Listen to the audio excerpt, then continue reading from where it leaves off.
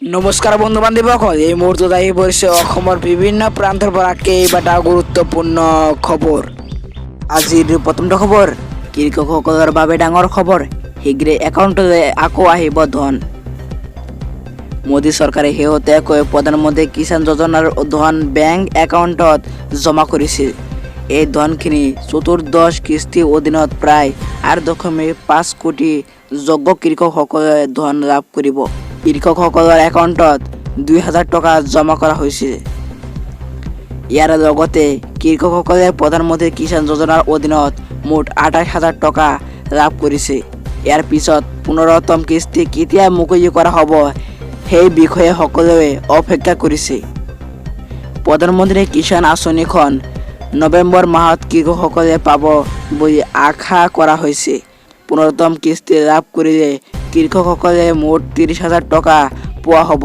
এই ধনে কৃষকসকলক যথেষ্ট সকাহ দিয়ে, কিন্তু কেৱল সেইসকল কৃষক যি IKEV কৰিছে তেওঁলোকেহে এই ধন লাভ কৰিব।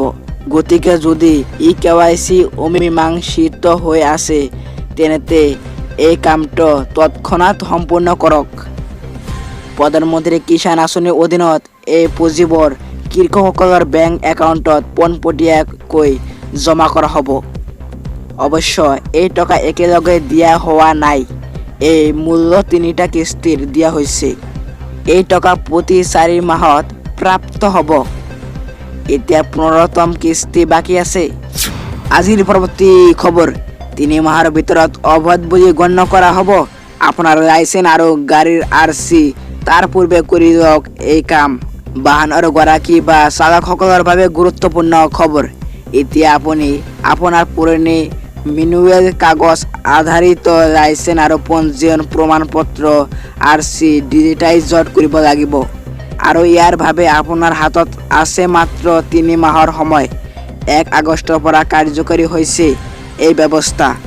আপোনাৰ সকলো মেনুৱেল পেপাৰ আধাৰিত চালকৰ অনুজ্ঞা পত্ৰ আৰু বাহনৰ পঞ্জীয়ন প্ৰমাণপত্ৰ 3 মাহৰ ভিতৰত ডিজিটাইজড নকৰিলে অবৈধ বুলি গণ্য কৰা হ'ব। অসম চৰকাৰে জাৰি কৰিছে এই নিৰ্দেশনা। কেনেকৈ কৰিব আবেদন? বেকলগ ডাটা অনলাইন যোগে জমা দিবলৈ www.পৰিবহন.gov.in অথবা আপোনাৰ নিকটৱৰ্তী CSC কমন ছাৰ্ভিচ চেণ্টাৰত আবেদন কৰক আৰু আপোনাৰ মেনুৱেল অনুজ্ঞা পত্ৰ বা পঞ্জীয়ন প্ৰমাণপত্ৰ প্ৰতিলিপি আপডেট কৰক। অসমৰ সংশ্লিষ্ট অনুজ্ঞা পত্ৰ আৰু পঞ্জীয়ন কৰ্তৃপক্ষই বাছনি কৰক যিয়ে অনুজ্ঞা পত্ৰ বা পঞ্জীয়ন প্ৰমাণপত্ৰ জাৰি কৰিছিল।